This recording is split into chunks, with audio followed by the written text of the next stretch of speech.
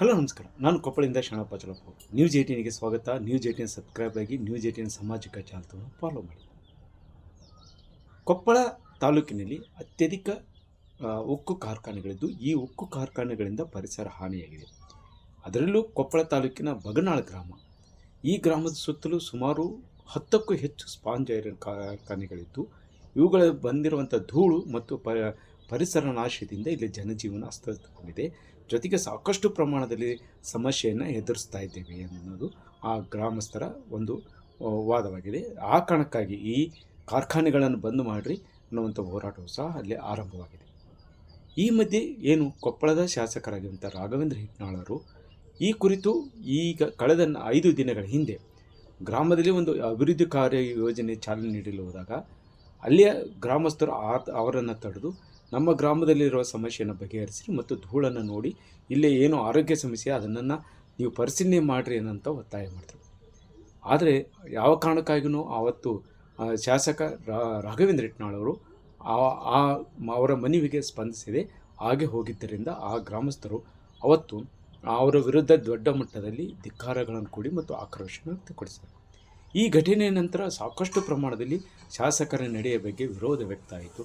ಈ ವಿರೋಧದ ಮಧ್ಯೆ ಈಗ ಮತ್ತೆ ಶಾಸಕರು ಆ ವಿರೋಧವನ್ನು ತಣಿಸುವಂಥ ದೃಷ್ಟಿಯಲ್ಲಿ ಮತ್ತು ಅದಕ್ಕೆ ಕಾಂಪೆನ್ಸೇಟ್ ಮಾಡುವಂಥ ಉದ್ದೇಶದಿಂದ ಕೊಪ್ಪಳದ ಮಾಜಿ ಸಂಸದರಾಗಿರುವಂಥ ಸಂಗಣ್ಣ ಕರಡಿ ಮತ್ತು ತಾವು ಆ ಗ್ರಾಮಕ್ಕೆ ಭೇಟಿ ನೀಡಿದರು. ಬಗನಾಳದಲ್ಲಿ ಆ ಗ್ರಾಮದ ಪ್ರತಿ ಏನೇನು ಸಮಸ್ಯೆ ಇದೆಯೋ ಎಲ್ಲ ಸಮಸ್ಯೆಗಳಿತ್ತು ಮತ್ತು ಗ್ರಾಮಸ್ಥರು ತಮ್ಮ ಎಲ್ಲ ಸಮಸ್ಯೆಗಳನ್ನು ಅವರನ್ನು ಗಲ್ಲಿಯಲ್ಲೂ ತಿರುಗಾಡಿಸಿ ಆ ಸಮಸ್ಯೆಗಳನ್ನು ಮನವರಿಕೆ ಮಾಡಿಕೊಳ್ಳುವಂಥ ಪ್ರಯತ್ನ ಮಾಡಿದರು. ಜೊತೆಗೆ ಅಲ್ಲಿ ಮಠದಲ್ಲಿರುವಂಥ ಇದರಲ್ಲಿ ಒಂದು ಸಭೆಯನ್ನು ನಡೆಸಿದರು. ಆ ಸಭೆಯಲ್ಲಿ ಸಾಕಷ್ಟು ಜನ ಹೇಳಿರುವಂಥದ್ದು ಅಂದರೆ ಈ ಕಾರ್ಖಾನೆಗಳಿಂದ ನಮ್ಮ ಜೀವನ ಅಸ್ತವ್ಯಸ್ತಾಗಿದೆ. ಕಳೆದ 20 ವರ್ಷಗಳಿಂದ ಆರಂಭವಾಗಿರುವಂಥ ಕಾರ್ಖಾನೆಗಳು ನಮ್ಮ ಜೀವನವನ್ನೇ ಬರ್ಬಾದ್ ಮಾಡಿದೆ, ಜೊತೆಗೆ ಅನಾರೋಗ್ಯ ಪೀಡಿತವಾಗಿವೆ. ಈ ಕಾರಣಕ್ಕಾಗಿ ಈ ಕಾರ್ಖಾನೆಗಳು ಬೇಡ ಅನ್ನೋದು ಒಂದು ಮಾತಿದೆ.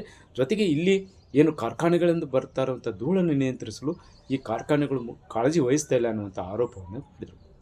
ಈ ಕುರಿತು ಏನು ಜಿಲ್ಲಾಧಿಕಾರಿಗಳು ಒಂದೇ ಮಾತಾಡಿ ತಕ್ಷಣವೇ ಕಾರ್ಖಾನೆಗಳಲ್ಲಿ ಉಗುಳುತ್ತಾ ಇರುವಂಥ ಧೂಳನ್ನು ನಿಯಂತ್ರಿಸಬೇಕು, ಇಲ್ಲವೇ ಕಾರ್ಖಾನೆಗಳನ್ನು ಸ್ಥಳಾಂತರಿಸಬೇಕನ್ನುವಂಥ ನಿರ್ಧಾರಕ್ಕೆ ನಾನು ಬಂದಿದ್ದೇನೆ. ಜೊತೆಗೆ ಆ ನಿಟ್ಟಿನಲ್ಲಿ ನಾವೆಲ್ಲ ಪ್ರಯತ್ನ ಮಾಡ್ತೀವಿ.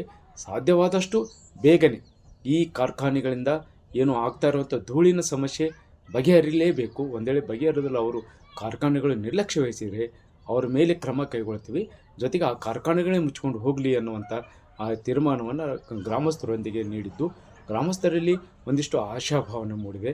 ಯಾಕಂತೇಳಿದರೆ ಇಲ್ಲಿರುವಂಥ ಕಾರ್ಖಾನೆಗಳು ಇಡೀ ಜೀವನವನ್ನೇ ಅಸ್ತವ್ಯಸ್ತ ಮಾಡಿರುವಂಥ ಸಂದರ್ಭದಲ್ಲಿ ಈ ಮೊದಲು ಕಾರ್ಖಾನೆಗೆ ಸಮಸ್ಯೆಯನ್ನು ಆಲಿಸದೆ ಹೋಗಿರುವಂಥ ಶಾಸಕರ ಬಗ್ಗೆ ಆಕ್ರೋಶನಾಗಿತ್ತು. ಈಗ ಒಂದಿಷ್ಟು ಭರವಸೆನ ಇಟ್ಕೊಂಡಿದ್ದಾರೆ. ಈ ಭರವಸೆ ಆದಷ್ಟು ಬೇಗನೆ ಈಡೇರಿದರೆ ಮತ್ತೆ ಶಾಸಕರನ್ನು ಬೆಂಬಲಿಸ್ತಾರೆ ಅಥವಾ ಅವರ ನಡೆಗೆ ಒಂದಿಷ್ಟು ಸಮಾಧಾನಗೊಳ್ತಾರೆ. ಆದರೆ ಇಲ್ಲೇ ಇದ್ದಿದ್ದರೆ ಮತ್ತೆ ಆಕ್ರೋಶಗೊಳ್ಳುವ ಎಲ್ಲ ಸಾಧ್ಯತೆಗಳಿದೆ. ಈ ನಿಟ್ಟಿನಲ್ಲಿ ಶಾಸಕರು ಮುಂದಿನ ದಿನಗಳಲ್ಲಿ ಏನು ಕ್ರಮ ಕೈಗೊಳ್ತಾರೆ ಅನ್ನೋದನ್ನು ಕಾದು ನೋಡಬೇಕಾಗಿದೆ. ಶರಣಪ್ಪ ಚಲಪೂರ್, ನ್ಯೂಸ್ 18 ಕೊಪ್ಪಳ. ನಿರ್ಭೀತ, ನಿಷ್ಪಕ್ಷಪಾತ, ವಿಶ್ವಾಸಾರ್ಹ ಸುದ್ದಿಗಳಿಗೆ ಮತ್ತೊಂದು ಹೆಸರಾಗಿರುವ ನ್ಯೂಸ್ 18 ಕನ್ನಡ ಈಗ ಆಪ್ನಲ್ಲೂ ಲಭ್ಯವಿದೆ.